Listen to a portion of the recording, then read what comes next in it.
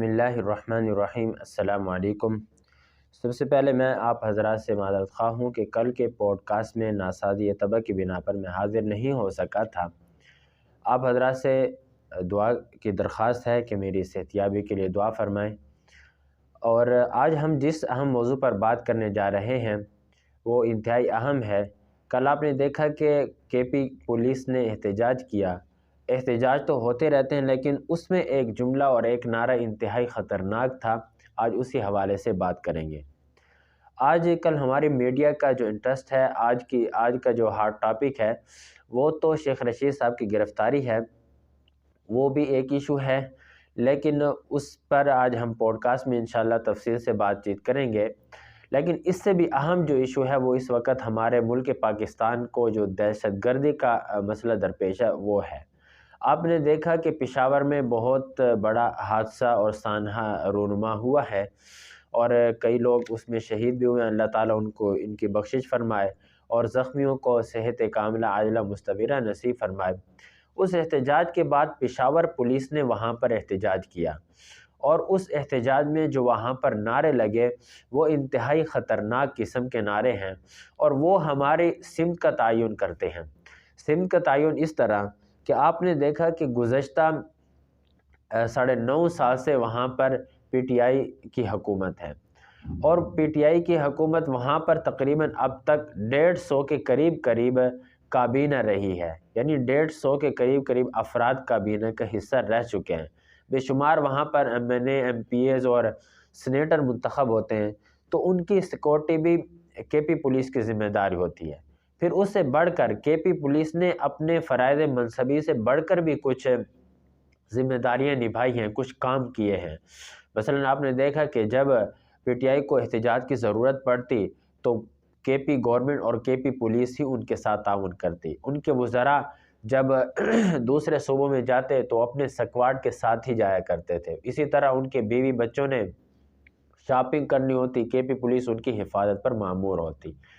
لیکن اس کے باوجود ابھی شہباز شریف صاحب نے بھی ایک پریس کانفرنس کی تھی، اس میں انہوں نے کہا کہ ہم تقریباً 450 ارب روپے تو کے پی کو سالانہ ہم دیتے ہیں، لیکن وہاں پر کوئی اس طرح کا نظام ہمیں نہیں ملا۔ گزشتہ جو حکومت ہے اس میں تو پی ٹی آئی کوئی ایک بڑا منصوبہ بھی لانے میں ناکام رہی ہے۔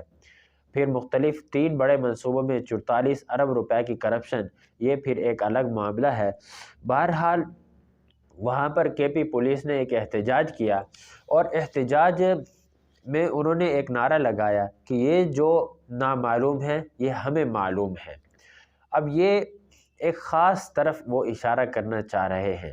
اس کے ساتھ ساتھ انہوں نے یہ بھی کہا کہ کے پی پولیس کو فل اتھارٹی دی جائے، پھر ہم دہشت گردی پر کنٹرول کر کے دکھائیں گے۔ اب خود اندازہ لگائیں کہ اس قسم کا سنجیدہ نعرہ اور پھر اس قسم کا مطالبہ کرنا، اس سے اندازہ ہو جاتا ہے کہ وہاں پر حالات کیا ہیں، کس حد تک کشیدہ ہیں اور اس کا ذمہ دار کون ہے۔ اصل میں ذمہ داروں کا تعین ہوتا ہے۔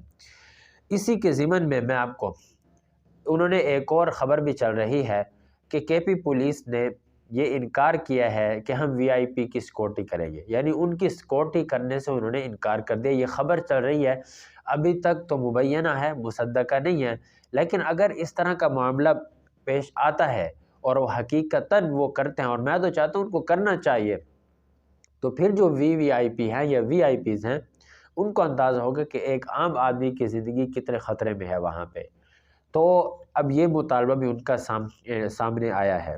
اس کے ساتھ ساتھ میں نے جو آپ کو بات کی ان کے نعرے کے حوالے سے، تو یہ بات ابھی صرف ان کے اس حد تک منحصر نہیں رہی ہے، اس حد تک نہیں رہی ہے، بلکہ یہ اب بہت آگے بڑھ چکی ہے۔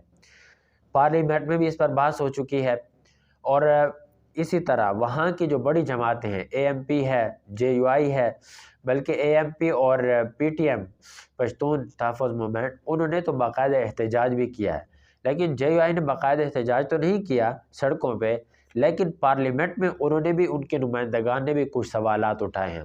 خصوصاً مفتی حسن محمود صاحب جو اس وقت کے وزیر مواصلات ہیں، انہوں نے یہ کہا ہے کہ پارلیمنٹ کو معاملات طے کرنے دیے جائیں، پارلیمنٹ کو اس کا حق دیا جائے، پارلیمنٹ کو قانون سازی کی اتھارٹی دی جائے، پارلیمنٹ کو فیصلے کرنے کا، فیصلہ سازی کا اختیار دیا جائے تو پھر معیشت بھی ٹھیک ہو جائے گی اور امن و امان کا مسئلہ بھی حل ہو جائے گا۔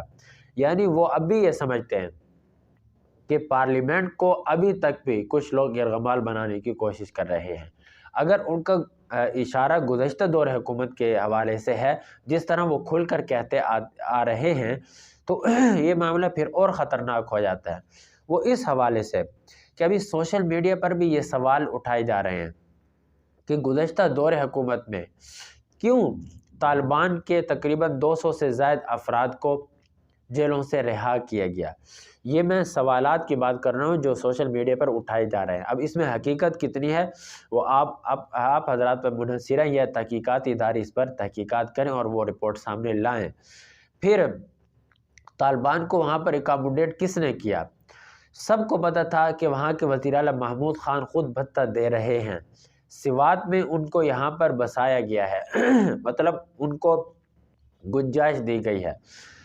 اس سے پہلے جب ضرب عضب ہوا تھا اس کے بعد ٹھیک ہے وہاں پر امن آ گیا تھا، لیکن جب وہاں گورنمنٹ تبدیل ہوئی افغانستان میں تو دوبارہ ان لوگوں کو چھوٹ دی گئی۔ اب معلوم نہیں وہ پالیسی کہاں طے کی گئی تھی۔ اب میں نے آپ کو جو حوالہ دیا مفتی اسد محمود صاحب کے حوالے سے، تو اس میں وہ اسی بات کی طرف تو اشارہ کر رہے تھے کہ ملک کی سلامتی کے جو فیصلے ہمیشہ ایک دو افراد کیوں کرتے آ رہے ہیں، پارلیمنٹ کو کیوں بائی پاس کیا جا رہا ہے۔ اگر یہ فیصلے پارلیمنٹ کے اندر ہوتے تو یقیناً آج صورتحال معاشی حوالے سے بھی مختلف ہوتی اور امن و امان کے حوالے سے بھی وہاں پر صورتحال مختلف ہوتی۔ اصل سوال یہ اٹھایا جا رہا ہے کہ عمران خان اور جنرل ریٹائر فیض حمید انہوں نے کیوں پارلیمنٹ کو بائی پاس کر کے اپنے طور پر غلط فیصلے لیے ہیں۔ بہرحال یہ کام اب حکومت کا ہے، ہمارا تو نہیں ہے۔ ہم تو آپ کے سامنے وہی چیزیں رکھ رہے ہیں کہ جو اس وقت بلکہ سوشل میڈیا پر اس وقت جو سوال اٹھائے جا رہے ہیں۔ ایک اور یہاں پر میں بہت افسوسناک پہلو آپ کے سامنے ذکر کروں گا، وہ یہ ہے کہ کل رات زمان پارک کے باہر ایک ڈانس پارٹی ہوئی ہے اور اس میں پشتو گانے چلے ہیں، وہاں پر ڈانس ہوئے ہیں۔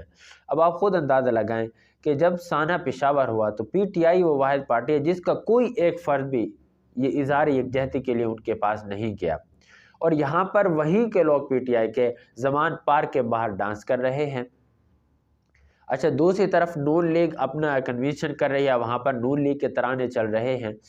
تو عرض کرنے کا مقصد یہ ہے کہ ہماری ترجیحات الگ ہو چکی ہیں۔ انہی معاملات سے، ہمارے انہی اقدامات کی وجہ سے پھر بین الصوبائی تفریق بڑھتی ہے، پھر لسانی تعصب ابھرتا ہے، لیکن ہم پھر کیا کرتے ہیں کہ سارا کا سارا ملبہ مذہب پر ڈال دیتے ہیں، پھر مذہبی لوگوں کو ہم نشانہ بنانا شروع کر دیتے ہیں۔ تو میری ارباب اختیار سے یہ گزارش ہے کہ خدا کے لیے یہی موقع ہے کہ آپ اس کو سنجیدہ لیں اور سنجیدہ اقدامات کریں، پارلیمنٹ کو بائی پاس نہ کریں، تمام لوگوں کو مشاورت میں شامل کریں اور اپنی لڑائیوں سے خدا کے لیے اب نکلیں۔ بہت ہو چکا، عوام میں اب مزید برداشت کرنے کی سکت نہیں رہی۔ اسی کے ساتھ میں آپ سے اجازت چاہوں گا۔ اللہ تعالی ہمارا حامی و ناصر۔